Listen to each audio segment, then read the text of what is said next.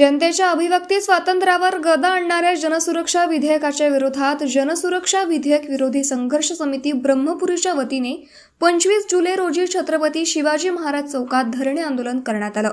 आंदोलनात वकील, शिक्षक, योजना कर्मचारी, शेतकरी, युवक यांच्यासह बहुजन समाजातील विविध संघटनांचे प्रतिनिधी मोठ्या संख्येने सहभागी झाले होते।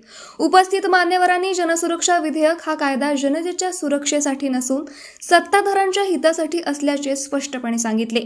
या कायद्यामुळे सरकार विरोधात आवाज उठवणाऱ्या प्रत्येक व्यक्तीला अर्बन नक्षली ठरवण्याचा धोका निर्माण झाला आहे।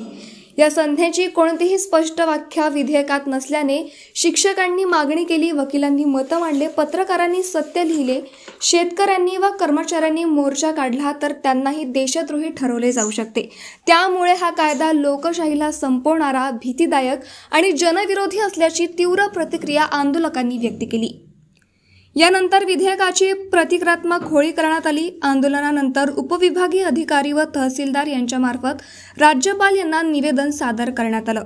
तसेच येत्या 8 ऑगस्ट रोजी हुतात्मा स्मारक ते तहसील कार्यालय असा भव्य मोर्चा काढण्यात येणार असून सर्व सामाजिक संघटनांनी यात सहभागी व्हावे असे आवाहन करण्यात आले आहे।